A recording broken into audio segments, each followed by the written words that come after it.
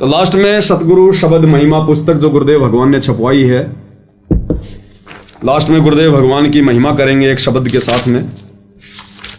मन तू पावेगा अपना किया रे, भोगेगा अपना किया रे। मन तू पावेगा अपना किया रे, भोगेगा अपना किया रे। कि भाई अब तू जैसा कर्म करेगा, देखो ये तो जगत वालों के लिए कहा परमात्मा ने, जिन लोगों को तत्व ज्ञान नहीं है, जिनको सच्चा गुरु प्राप्त नहीं है, कि भाई जैसा कर्म करोगे वैसा ही फल भोगोगे।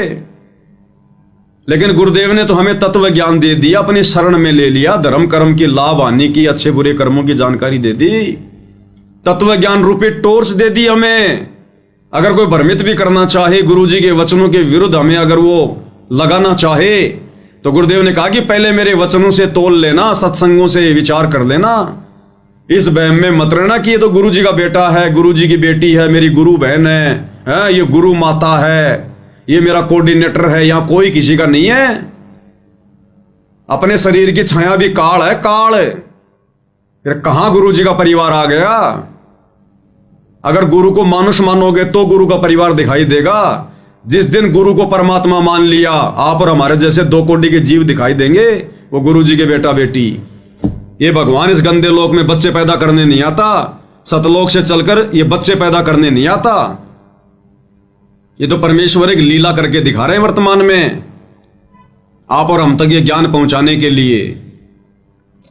तो अंधे होके चलेंगे तो फिर वही होगा। और सतगुरु के भगत होकर फिर यदि हम गलती कर रहे हैं, जगत वालों से कई गुना ज्यादा पाप के भागी बनते हैं, फिर हम कई गुना ज्यादा पाप के भागी। मन तू पावेगा अपना किया रे, भोगेगा अपना किया रे। मन तू पावेगा अपना किया रे, भोगेगा अपना किया रे। कि तेरा किया तू ही भोगेगा, तेरा भगत भाई भी तेरा सहयोगी नहीं बनेगा, नहीं बंटवाएगा। खुद के कर्म खुद ने भोगने पड़ेंगे। इसलिए गुरुजी कहते हैं सोच समझ के चलना चाहिए। आज जो तुम इन कुपात्रों को ज्योति पाठ और दान का पैसा दे रहे हो, इन कुपात्रों के पीछे, आश्रम वालों के पीछे अंधे होके चल रहे हो, गुरुजी के सत्संगों पर जरा भी तुम लोग विचार नहीं कर रहे, तो गुरुदेव भगवान कह रहे हैं अंत में तुम्हारा किया तुम भोगोगे, और मैनेजमेंट वाले अपना किया वो खुद भोगेंगे। एक दूसरे के वो कर्म नहीं बंटवा सकते। राजा राम की कार उलंगी, सीता लंक मंझारे। राजा राम की कार उलंगी, सीता लंक मंझारे। सेतु बंध्या जब से ना उतरी, चढ़ गए पदम 18। मन तो पावेगा अपना किया रे, भोगेगा अपना किया रे। मन तो पावेगा अपना किया रे, भोगेगा अपना किया रे। उदाहरण देकर समझा रहे हैं गुरुदेव भगवान। राजा राम की कार उलंगी, सीता लंक मजारे। सीता ने मर्यादा तोड़ी थी। जब काल रूपी रावण ने छलबल किया उसका अपहरण करने के लिए, रावण ने अपने मामा मारीच को सोने का हिरण मृग बना दिया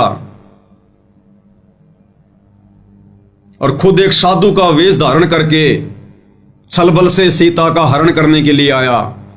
रामचंद्र जी तो उधर भग गए हिरण के पीछे, वो नहीं जा रहे थे, लेकिन सीता जिद की पक्की थी, नहीं मानी। कहते ना कि त्रिया हट और बाल हट, इनके आगे झुकना पड़ता है माता पिता को। तो श्री रामचंद्र जी को अपनी पत्नी के हट के आगे झुकना पड़ा, क्योंकि रामचंद्र जी को तत्व ज्ञान नहीं था। अगर वर्तमान का कोई भगत होता तो 2 मिनट में कह देता भगवान तने जो करना कर, तेरे लिए मैं मेरी मर्यादा तोड़ूंगा क्या? मैं मूर्ख हूं क्या? सोने का भी कोई हिरण होता है क्या? ये तो कोई माया है, माया। लेकिन उसको तत्व ज्ञान नहीं था भाई, और उसके सिर पे काल बैठा था। इसलिए सोने के हिरण के पीछे दौड़ लगा दी। अब हम जिसको सीता माता कह के जिसकी पूजा किया करते थे, वो अपने पति की भी बात नहीं माना करती थी, अपने पति की भी बात। वो पतिव्रता भी नहीं थी ढंग से। पतिव्रता केवल वो ही नहीं होती जो अपने पति के अलावा किसी और से शारीरिक संबंध ना बनाए। वो स्त्री भी पतिव्रता नहीं होती जो छोटी छोटी बातों पे घर में झगड़ा रखे, लड़ाई रखे, सास ससुर के साथ में, अपने पति के साथ में, अपनी पत्नी अपने पति की बातों को ना माने। उन बातों को जो जायज हो, नाजायज बातें तो ठुकरा देनी चाहिए, चाहे कोई भी हो।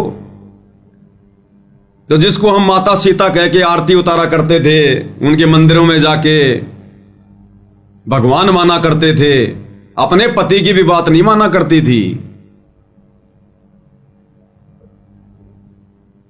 और श्री रामचंद्र जी फिर लक्ष्मण जी को छोड़ के चले गए कि भैया तू ध्यान रखना यहां पर, मुझे तो कोई छलबल लगता है, कोई माया लगती है। क्योंकि ये अवतार पुरुष हैं, इनको भी आभास होता है। पूर्ण ज्ञान नहीं होता कि मैं अवतार हूं, मैं विष्णु हूं, ये है वो नहीं। जैसे द्रौपदी, वो दुर्गा का क्या थी, अंश, लेकिन वो दुर्गा वाला ज्ञान नहीं था उस द्रौपदी को। तो थोड़ा बहुत इनको महसूस जरूर होता है, क्योंकि ऊपर के लोगों से, आम व्यक्तियों से ज्यादा शक्ति संपन्न होके आते हैं। तो श्री रामचंद्र जी ने कहा कि मुझे कोई छलबल लगता है, कोई माया लगती है राक्षसों की, और तू यहां रहना सीता के पास में, ध्यान रखना, ये नहीं मानने वाली है, नहीं तो फिर शाम को फिर खाना नहीं मिलेगा अपने को आज। तो रामचंद्र जी तो चले गए, पीछे से लक्ष्मण जी। अब उधर से वो माया थी, काल का जाल था। श्री रामचंद्र जी की आवाज में उधर से आवाज निकाली, आकाशवाणी हुई, हाय भाई मर गया, हाय भाई मर गया। अब देखो भाई और बहनों, ये एआई तो आजकल आई है जो किसी की भी आवाज की टू कॉपी कर देती है। अब बताओ, त्रेता युग में भी एआई थी? आकाशवाणी श्री रामचंद्र जी की आवाज में हुई, बिना मोबाइलों के, बिना एआई के। ये आध्यात्मिक विज्ञान के आगे, ये वर्तमान की भौतिक विज्ञान, ये वैज्ञानिक परमात्मा से थोड़ी बहुत लेके ये प्रेरणा, और ये टीवी, रेडियो, इंटरनेट मोबाइल बना लिए, अपने आप को भगवान समझ बैठे। त्रेता में कहां थी तुम्हारी एआई, कहां थी तुम्हारी विज्ञान? आध्यात्मिक विज्ञान के आगे 0/0 है ये वर्तमान की विज्ञान, 0। आकाशवाणी हुई श्री रामचंद्र जी की आवाज में, और सीता घबरा गई कि तेरे भाई पे संकट आ गया, तू जा तेरे भाई को बचाने। अब ये दुनिया वालों ने शिक्षा लेनी चाहिए। अरे दुनिया जिस श्री रामचंद्र जी को सर्वशक्तिमान मान के, तीनों लोगों का स्वामी मान के, भगवान मान के पूज रही है, उस सीता को भी उस राम पे विश्वास नहीं था कि वो 1-2 राक्षसों का भी सामना कर लेगा। जब सुनी आवाज, हाय भाई मर गया, हाय भाई मर गया, तो सीता घबरा गई और कह रही है, जा तेरा भाई संकट में है, श्री राम संकट में है। अरे राम ही संकट में आ गया तो फिर काहे का राम है? फिर भक्तों का क्या संकट निवारण करेगा जब खुद ही संकट में आ गया? तो ये अध्यात्म से भाई और बहनों समझ में आएंगी सारी बातें। दुनिया विचार नहीं कर सकती बिना सतगुरु के, बिना उनके तत्व ज्ञान के। दुनिया चले ना श्री राम के बिना, और राम जी चले ना हनुमान के बिना। राम जी तो वहां कर रहे, हाय भाई मर गया, हाय भाई मर गया, और सीता को विश्वास नहीं हो रहा।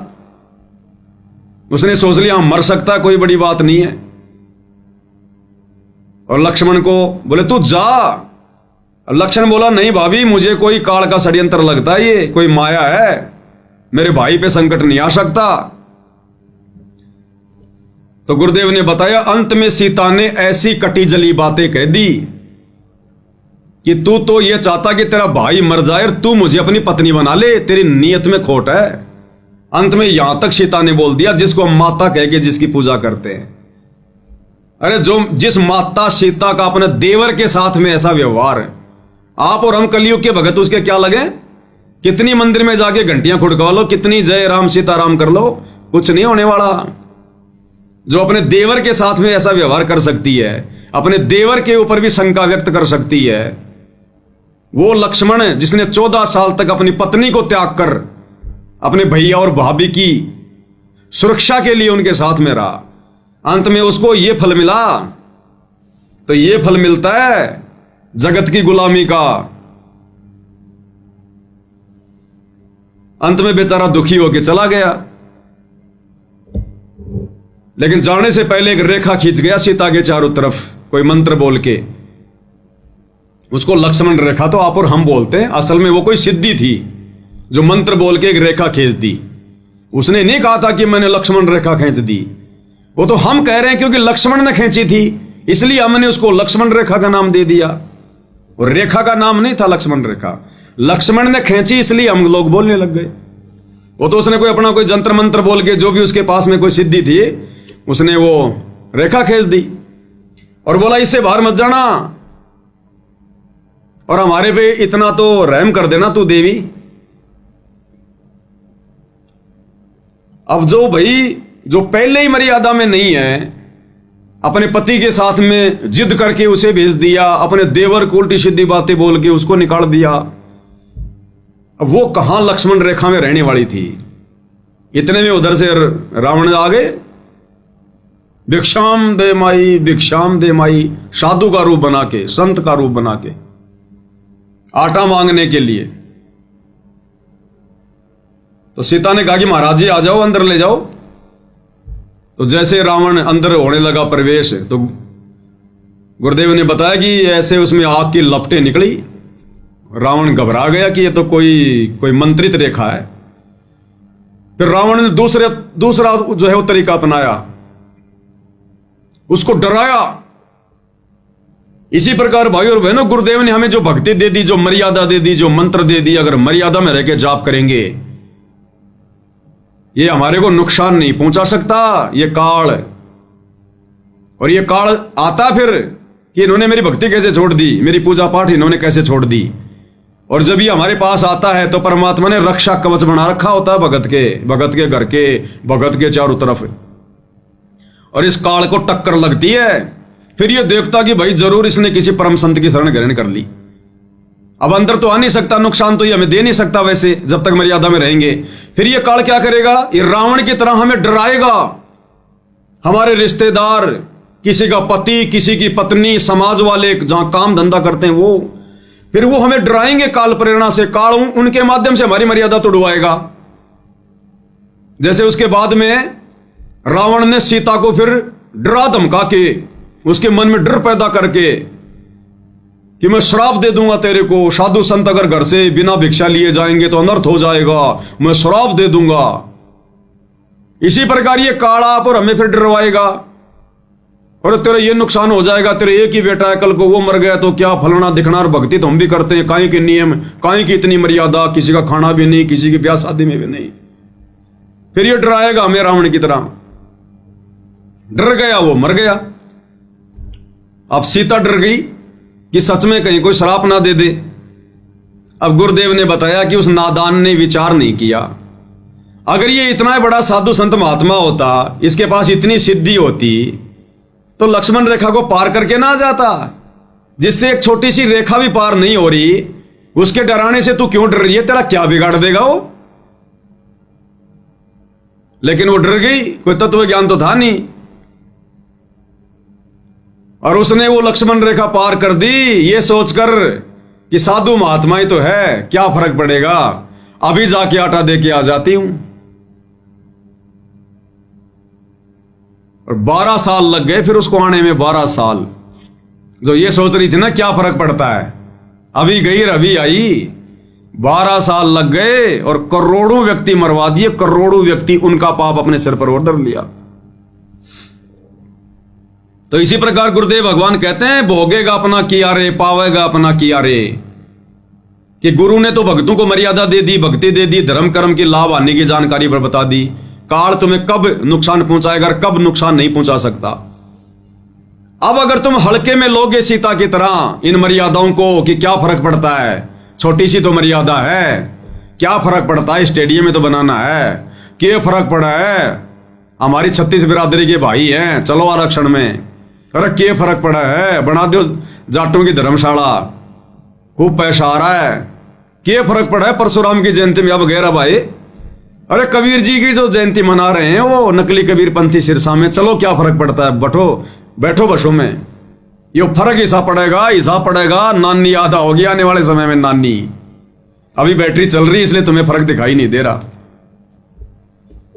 तो सीता ने सोचा क्या फर्क पड़ा है।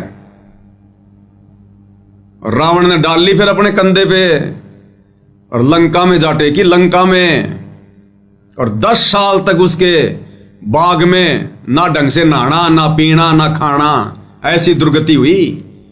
और 2 साल तक फिर वो लड़ाई चली और करोड़ों लोग मरे, करोड़ों लोग। तब जाके वो सीता वापस घर पे आई। तो इसी प्रकार भाई और बहनों, ये जो शब्द है ना, एक एक लाइन के अंदर एक एक कथा है, शिक्षा है।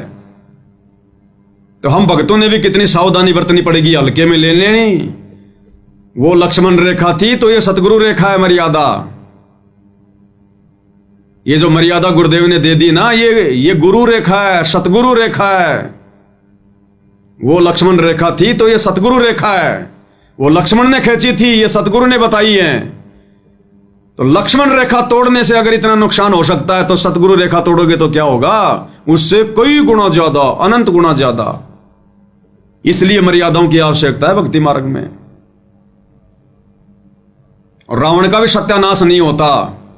अकेली सीता के अपहरण करने से रावण का सत्यानाश नहीं होता। रावण का सत्यानाश गुरुदेव ने बताया, उसने साधु संत महात्माओं की वेशभूषा बना के उसने साधु बाणे को उसने लज्जित किया। उसने अन्नदेव का अपमान किया। वो कुकर्म करने के लिए काल तो साधु महात्माओं को भी बदनाम करवाना चाहता था ना उस समय, कि लोगों का भक्ति से विश्वास उठ जाए। इसलिए रावण को उसने प्रेरणा की कि तू संत का रूप बना, ताकि संतों से लोगों का विश्वास उठ जाए। और संत रूप में भगवान धरती पे आता है, तो ये काल की चाल थी। तो रावण को इस बात की सजा मिली कि उसने संत वेशभूषा को बदनाम करना चाहा, जिस वेशभूषा में यहां परमात्मा आता है। क्योंकि सत्ययुग, त्रेता और द्वापर में परमात्मा उसी वेशभूषा में उसी प्रकार से आते हैं, साधु संत महात्मा ऋषि का रूप बना के। काल ने उसी को बदनाम जो है वो करवाना चाहा। तो पहली सजा तो इस बात की मिली कि उसने संत वेशभूषा का उसने दुरुपयोग किया। जिस साधु बाणे में लोगों को ज्ञान समझाना था, धार्मिक काम करने थे, उसने सीता का अपहरण करने जैसा दुष्कृत्य किया। दूसरा, सीता का अपहरण करने के लिए उसने अन्नदेव का सहारा लिया। आटा, अन्न, इसलिए उसको सजा मिली। उसने अन्नदेव का उसने अपमान किया। अन्न के बहाने कि भिक्षाम दे माई, आटा दे, उसने अन्नदेव का अपमान किया। इसलिए फिर रावण की भी दुर्गति हुई। तो परमेश्वर आप और हमें समझाना चाहते हैं शब्द के माध्यम से। गुरुदेव का मकसद को रामायण समझाना नहीं है। ये रामायण तो हमने बहुत पढ़ रखी है। इन उदाहरणों के माध्यम से गुरुदेव समझाना चाहते हैं कि तुम्हारे साथ भी वही है। तुम अपने आप को सीता समझ लेना, हम भगत है सीता, और हमारे गुरुदेव हैं लक्ष्मण, जिन्होंने भक्ति देके और हमारे को मर्यादाओं में बांध दिया कि इस मर्यादाओं से बाहर मत जाना। जब तक हंसा हमारी आना और काल लगे ना तेरा बाणा। लक्ष्मण ने भी ये कहा था, भाभी जब तक इस रेखा के अंदर रहेगी तेरे ऊपर कोई आपत्ति नहीं आएगी। और गुरुदेव भी यही कहते हैं कि जब तक मेरी आन कान में रहोगे, मेरी मर्यादाओं में रहोगे, काल तुम्हारा कुछ नहीं बिगाड़ सकता। और रावण समझ लेना, काल वो छलबल करके और लक्ष्मण रेखा से बाहर निकालेगा, सतगुरु मर्यादाओं से, सतगुरु रेखा से बाहर निकालेगा। और अगर मर्यादाओं से बाहर निकले इन मैनेजमेंट वालों की तरह, फिर देखना चोटी पकड़ पकड़ के ले जाएगा। समय आते ही चोटी पकड़ पकड़ के, सतगुरु कुछ नहीं करेगा। जैसे लक्ष्मण की लक्ष्मण रेखा तोड़ी तो लक्ष्मण भी बचाव नहीं कर पाया और राम भी बचाव नहीं कर पाया। तो सतगुरु की अगर रेखा तोड़ेंगे, मर्यादा तोड़ेंगे, सतगुरु कुछ नहीं करेगा। तो कहते हैं, राजा राम की कार उलंगी और सीता लंक मंजारे, और सेतु बंध्या जब सेना उतरी चढ़ गए पदम 18। 18 पदम सेना गई थी, 18 पदम। और सेतु बंध्या जब सेना उतरी, गुरुदेव ने विस्तार से हमें सत्संगों में बता रखा है कि मुनिंदर ऋषि के रूप में श्री रामचंद्र जी का पुल भी कबीर परमेश्वर ने बनवाया, अपने गुरुदेव भगवान ने बनाया, जो उस समय मुनिंदर ऋषि के रूप में आए हुए थे। यानी सारे कार्य करने वाले ये परमेश्वर ही हैं। मन तू पावेगा अपना किया रे, भोगेगा अपना किया रे। लंका तोड़ बिलंका रे तोड़ी, महारावण से मारे। लंका तोड़ बिलंका रे तोड़ी, महारावण से मारे। 10 मस्तक रावण के काटे, विभीषण को राज दिया रे। मन तो पावेगा अपना किया रे, भोगेगा अपना किया रे। मन तो पावेगा अपना किया रे, भोगेगा अपना किया रे। अब ये सारे कार्य करने वाले कबीर भगवान सतगुरु रामपाल जी थे। श्री रामचंद्र जी की, विष्णु जी की औकात नहीं थी कि वो रावण को मार के और सीता को वापस लेकर आ जाए। ये कार्य भी कबीर भगवान ने किया राम का रूप बना के, जो गुरुदेव ने हमें सुख संवेद से पढ़ाया गरीबदास जी की वाणियों से।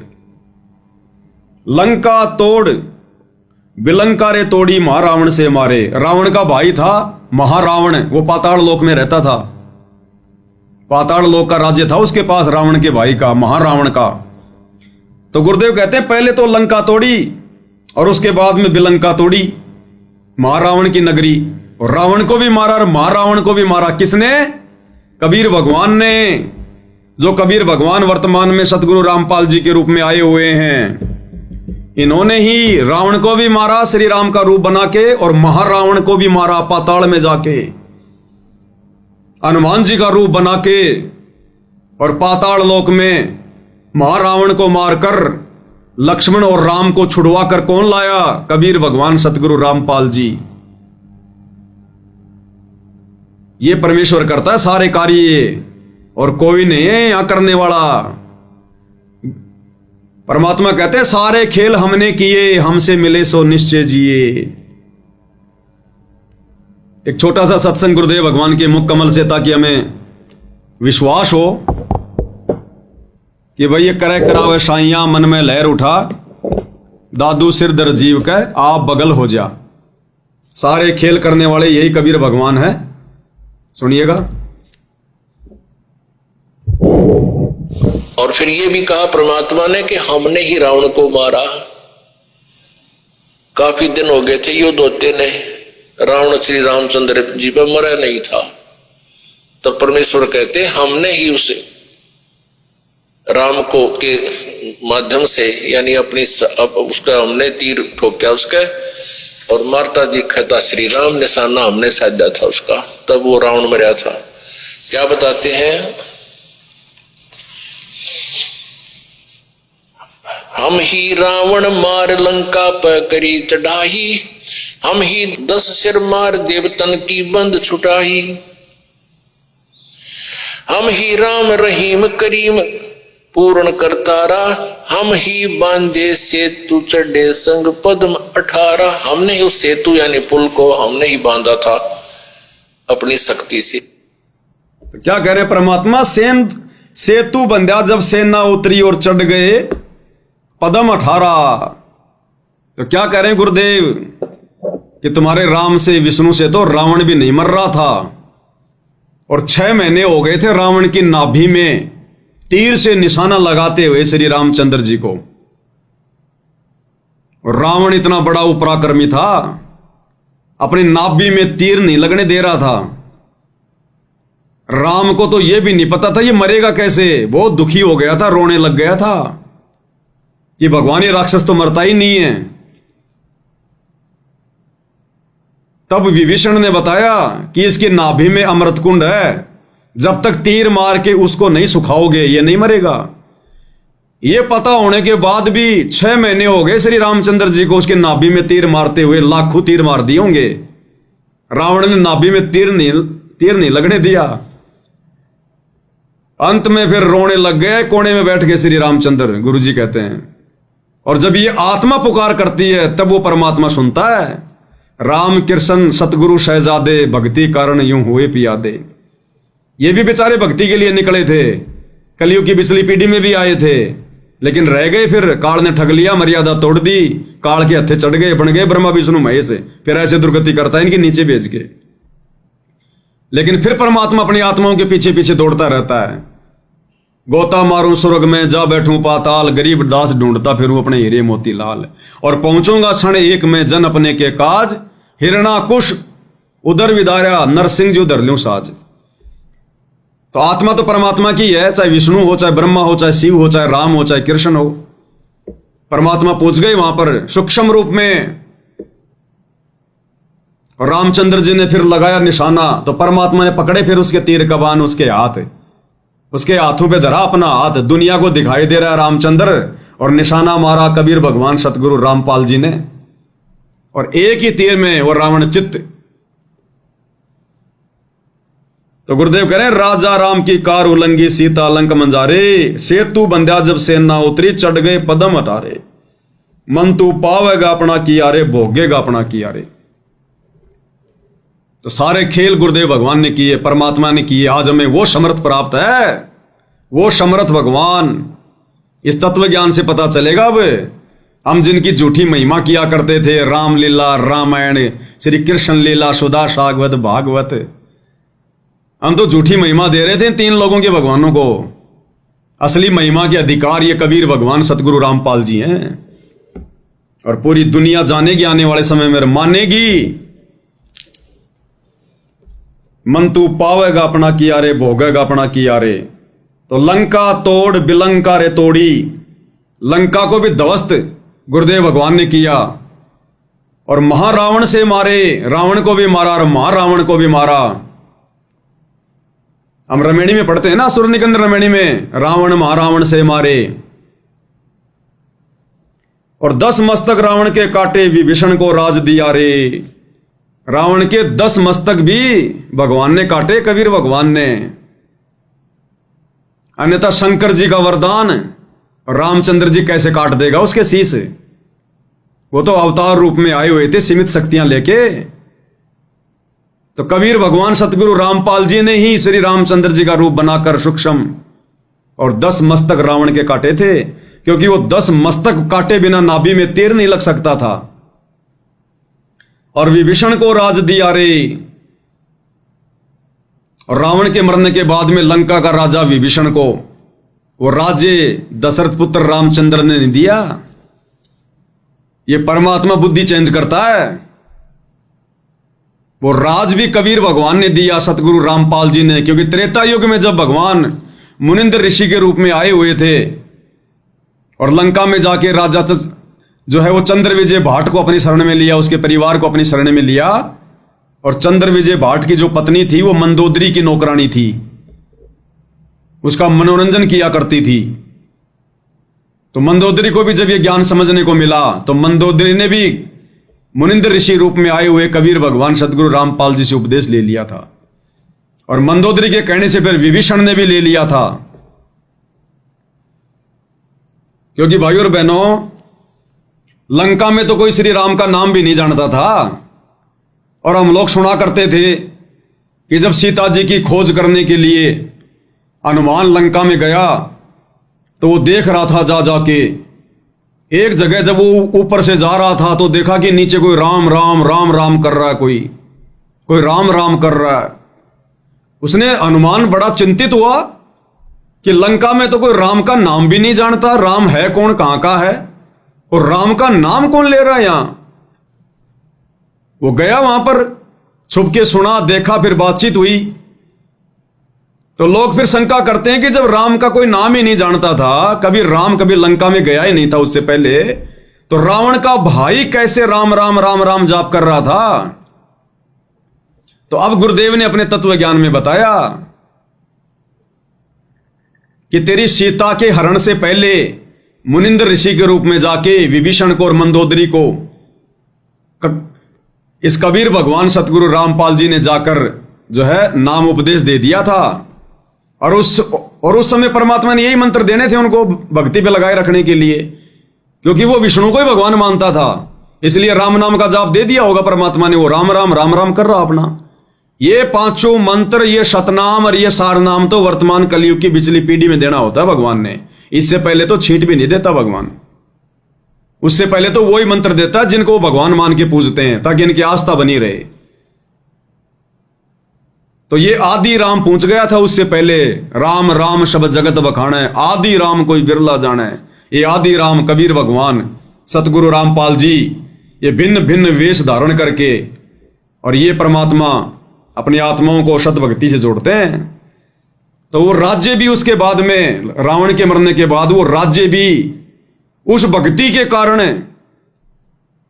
विभीषण के दास भाव के कारण इस कबीर भगवान सतगुरु रामपाल जी ने बख्शा, राम के अंदर वो प्रेरणा करके। अन्यथा रामचंद्र और लंका का राज्य दे दे। सोचो भाई और बहनों, जो रामचंद्र सीता जी को वापस लाकर अश्वमेध यज्ञ कर रहा है, और अश्वमेध यज्ञ क्यों की जाती थी? सभी लोगों को अपने अंडर में करने के लिए। अगर कोई रामचंद्र की अधीनता स्वीकार नहीं करता है तो ये घोड़ा पकड़ ले, युद्ध करना पड़ेगा, इसीलिए तो छोड़ा था। तो राजाओं के अंदर तो ये इच्छा होती है एक दूसरे के ऊपर आक्रमण करके उनका राज्य छीनना, अपना वो प्रभुत्व कायम करना। और उधर तो रावण मर गया, लंका उसके कब्जे में आ गई, पूरा देश उसके कब्जे में आ गया। वो छोड़ने वाला था? कभी नहीं छोड़ने वाला था। अपने भाई को बैठा देता, किसी और को बैठा देता वहां पर। लेकिन परमात्मा ने प्रेरणा की उसके अंदर कि विभीषण ने तेरा साथ दिया है, अपने भाई का साथ छोड़कर, जो कि अधर्मी था, और इसने धर्म का साथ दिया है, इसलिए यहां का राज्य इसी को देना चाहिए। इसलिए परमात्मा ने राम के अंदर सत्प्रेरणा करके विभीषण को राज्य दिलाया। तो प्रेरणा किसकी? कबीर भगवान सतगुरु रामपाल जी की।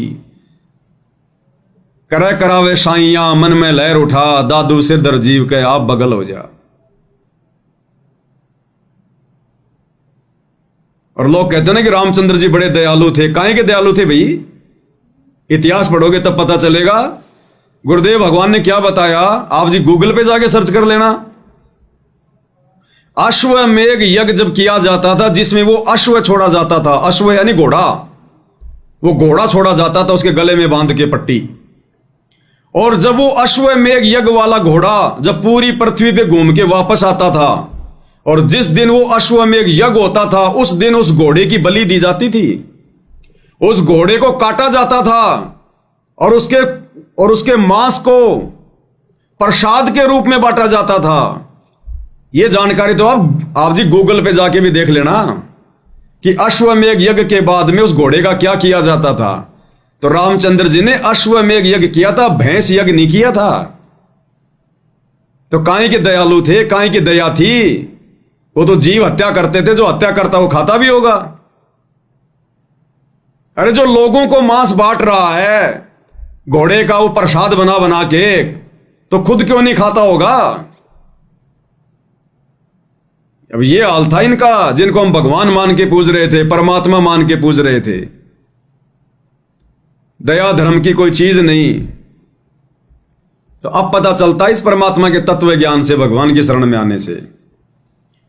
तो परमात्मा कहते हैं, लंका तोड़ बिलंका रे तोड़ी, महारावण से मारे, 10 मस्तक रावण के काटे, विभीषण को राज दिया रे।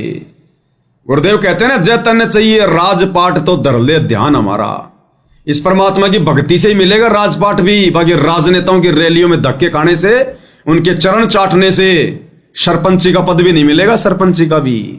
ये गुरुजी के दोनों लड़के कहां फूल रहे हैं, चुनाव लड़ने की सोच रहे हैं, और बन भी गए तो निरे अपने कर्म फोड़ोगे, निरे अपने कर्म।